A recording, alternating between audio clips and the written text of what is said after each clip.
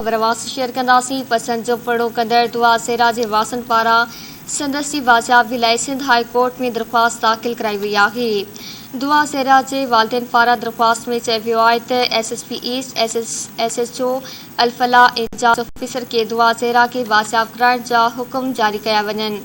दरख़्वास्त में अपील कई वई आहे त जांच ऑफिसर दुआ सेरा खे बाज़ियाब कराए अदालत में पेश करे दुआ सेरा ऐं उन जे ख़ानदान खे तहफ़्फ़ुज़ बि फ़राहम कयो वञे। दरख़्वास्त में इहा बि अपील कई वई आहे त दुआ सेरा ऐं सईद अहमद जी शादी खे गैर क़ानूनी करार ॾिनो वञे। ब्रेकिंग न्यूज़ आवाज़ शेयर कयूं पिया। पसंद जो परिणो कंदड़ दुआ सेरा जे वारसनि पारां संदसि बाज़ियाबी लाइ सिंध हाई कोर्ट में दरख़्वास्त दाख़िल कराई वई आहे। दुआ सेरा जे वालिदैन पारां दरख़्वास्त में चयो वियो आहे त SSP east SHO Alfalah in charge officer के दुआ सेरा खे बाज़ियाब कराइण जा हुकुम जारी कया वञनि। दरख़्वास्त में अपील कई वई आहे त जांच ऑफिसर दुआ सेरा खे बाज़ियाब कराए अदालत में पेश करे दुआ सेरा ऐं उन जे ख़ानदान खे तहफ़्फ़ुज़ बि फ़राहम कयो वञे। दरख़्वास्त में इहा बि अपील कई वई आहे त दुआ सेरा ऐं सईद अहमद जी शादी खे गैर क़ानूनी करार ॾिनो वञे।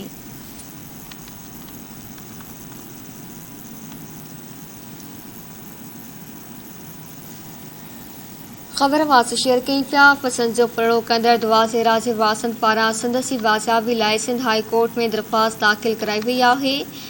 दुआ सेरा जे वालिदैन पारां दरख़्वास्त में चयो वियो आहे त SSP east SHO Alfalah in charge officer के दुआ सेरा खे बाज़ियाब कराइण जा हुकुम जारी कया वञनि।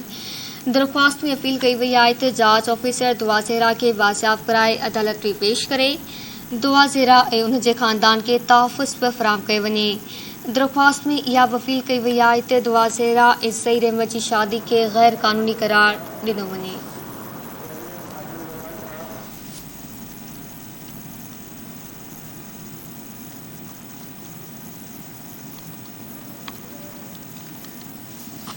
दुआ सेरा जे वालिदैन पारां दरख़्वास्त में चयो वियो आहे त SSP east SHO Alfalah in charge officer के दुआ सेरा खे बाज़ियाब कराइण जा हुकुम जारी कया वञनि। दरख़्वास्त में अपील कई वई आहे त जांच ऑफिसर दुआ सेरा खे बाज़ियाब कराए अदालत में पेश करे दुआ सेरा ऐं उन जे ख़ानदान खे तहफ़्फ़ुज़ बि फ़राहम कयो वञे। दरख़्वास्त में इहा बि अपील कई वई आहे त दुआ सेरा ऐं सईद अहमद जी शादी खे गैर क़ानूनी करार ॾिनो वञे। कराची में इन जा वधीक तफ़सील मालूम कंदासीं साख सरकी खां। जी साख आगाह कजो।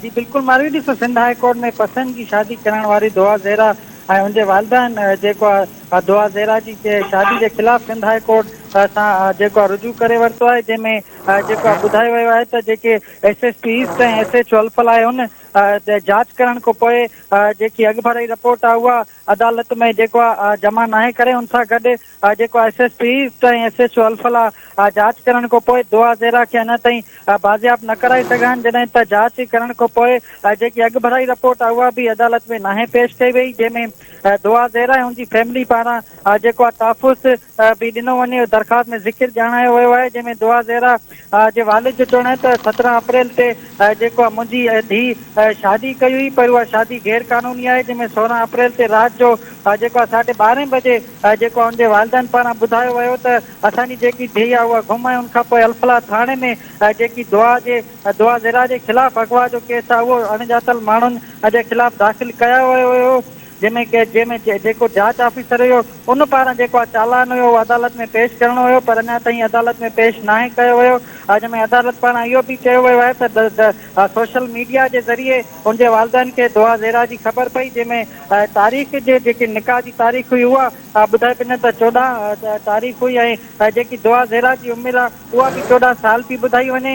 ऐं जेको आहे दुआ ज़ेरा जे वालिदनि जो चवणु आहे त मुंहिंजी धीउ 14 सालनि जी आहे, 17 साल मुंहिंजी शादी खे ई न थिया आहिनि, त जेकी घटि उमिरि वारी शादी आहे उहा गैर क़ानूनी करार आहे, जंहिंमें उन्हनि पारां सिंध हाई कोर्ट में इहो ॿुधायो वियो आहे तव्हां कई वई आहे त मुंहिंजी धीउ खे बाज़ियाब कराए मुंहिंजे हवाले कयो वञे, जंहिंमें अदालत पारां जेके ऑफिसर उन्हनि खे जेको आहे तलब कंदे जेकी अॻुभराई रिपोर्ट आहे उहा बि घुराए वरिती आहे ऐं इहा हिदायत कई वई आहे त दुआ ज़ेरा खे जेको आहे उन्हनि जे वालिदैन हवाले कयो वञे। जी महिरबानी साख तफ़सील ॾियण जे लाइ।